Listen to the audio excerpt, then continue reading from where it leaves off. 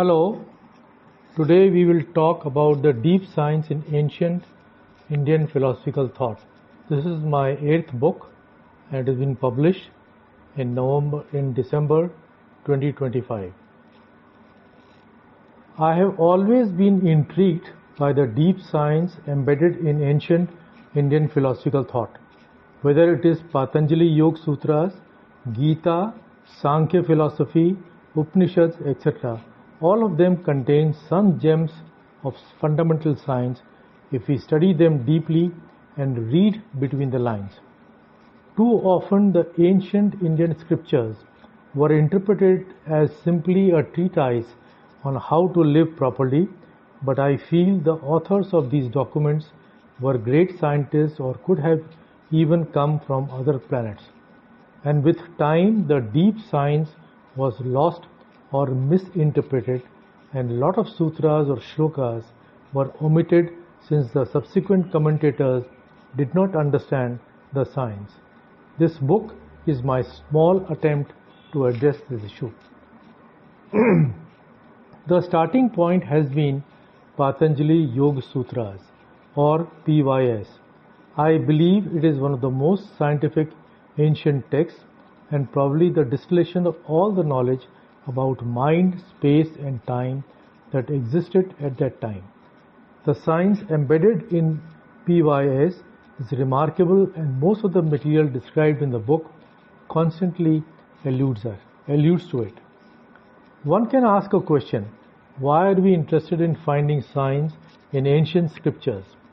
Some even can say that we are unnecessarily interpreting the sutras or shlokas and trying to embed science in them when it did not exist, or we are simply doing it to glorify the ancient Indian thought.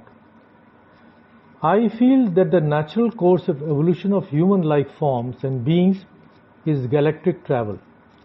We are following this route. As we advance technologically, galactic travel is the next frontier and we are following that goal. It is my belief that this planet was seeded periodically by evolved humans who came from technologically advanced civilization from another planet. That might explain the cause and reason of such a huge human brain. Evolutionary forces could not have produced such a brain size on this planet. They may have mated with the humanoids who evolved on this planet Earth, and what we have today is the mating and the pool gening of all these beings. If this thesis is correct, then the ancients wrote about the accounts of science and space travel, and those were found in the scriptures. With time, this knowledge got reduced, diluted and corrupted, but what we see today are the glimpses of those great ideas of science regarding time and space. Hence, by reading between the lines, we may be able to gather some hidden gems from these ancient scriptures which might help us to find new scientific laws, inventions and discoveries. That is the reason why we are interested in reading these scriptures and interpreting them in the light of modern science and technology knowledge. The comparison of information in scriptures with modern science is neither to glorify our ancient tradition nor to belittle the latter. Both are important in their own way, but to show that all great knowledge originates from the same knowledge space, irrespective of the person and the time of its discovery. However, there are strange descriptions of weapons with extraordinary powers in Mahabharata and flying machines in Ramayana and other scriptures, but there is no clue about the design of these technologies, but just descriptions. Though they are fascinating things, but is not the subject of this book. I have therefore focused on the ancient knowledge which we can evaluate in the light of present science and technology and use them in the present context.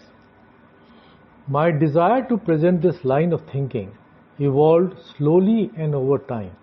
As I read more deeply into these ancient books, I realized that there are some great scientific truths and knowledge which have remained hidden. The desire to unearth them is the subject of this book, which is my 8th book. I have been writing on these issues since early 2000 and hence thought of putting them in one place. I have selected few of my articles which give the sense of the thesis. What I have written naturally is a tip of iceberg. The ancient Indian philosophical literature is vast, and to delve deeply and to read between the lines in all of them is beyond the scope of one's lifetime. Very often, one has a desire to look at the ancient texts and subjects from the modern perspective. Isaac Newton, the great scientist, spent half his life trying to decipher Bible from the perspective of his knowledge at that time. Similarly, we are fascinated by the great works of Panchatantra, Chanakya, Kalidas, Shakespeare, and try to see how they fit in our present scheme of things. The value of ancient books becomes manifold when they can explain the situation in modern world. This is the motive of writing this book. As an engineer, I have always tried to interpret ancient texts with the knowledge of existing science and technology. All the books have an element of biographical material in them. This is no different. This is my 8th book.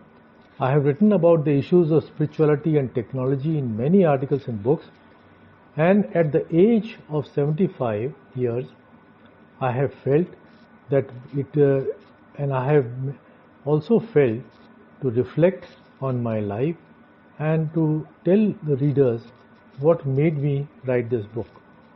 I have therefore added my reflections on life lived as a last chapter.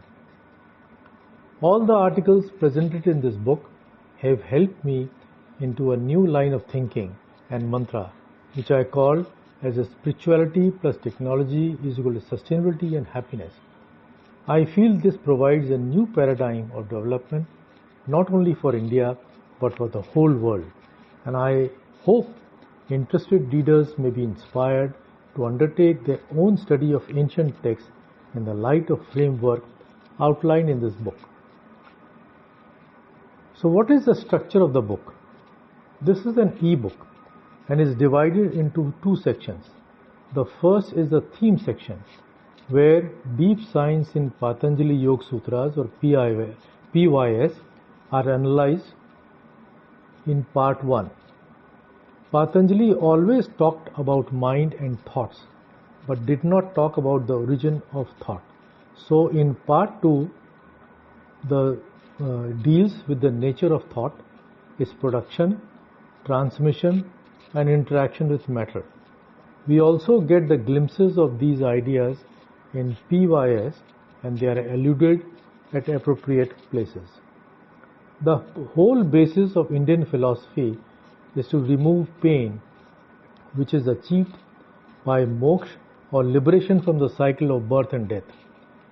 Part 3 of the theme section discusses the issue of death from a scientific point of view based on the removal of neural and cellular memories from the body so that the fear and pain of death is reduced. This section also relates to death theme in some scriptures.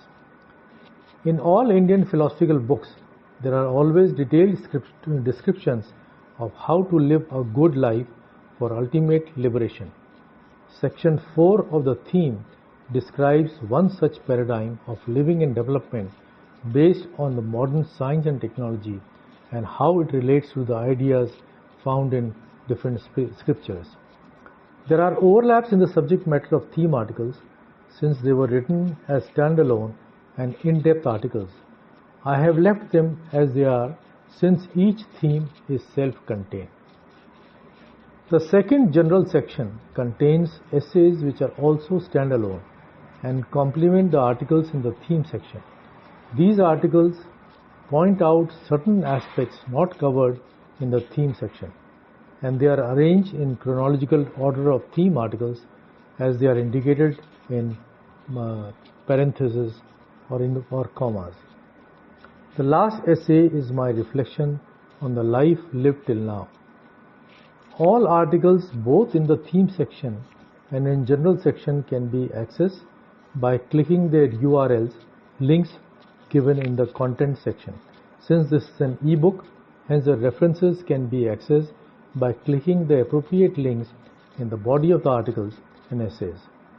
So happy reading, and I hope to get a feedback on this book. The contents are as follows. In the theme section, it's a deep science in Patanjali Yoga Sutra, that is 1. What is thought, its production, transmission, interaction with matter, that is theme 2. What is death and can we reduce its fear, is a theme 3. And the last theme is how technology guided by spirituality can produce sustainability and happiness.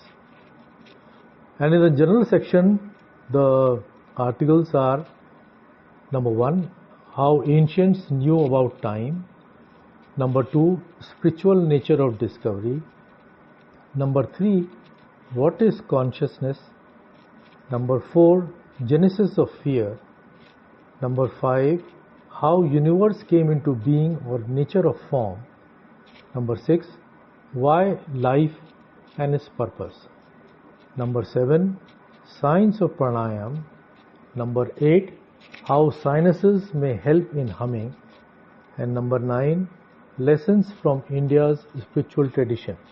And the last essay is on reflections on 75 years on this planet Earth. I am deeply indebted to my elder daughter Noori Rajvanshi and my wife Nandini Nemkar for discussions, advice and editing. And I hope that you all enjoy reading this book and sending me your comments and feedback. The description, in the description section, the URL of the book is given, so one can read it, and hopefully you enjoy it. Thank you very much.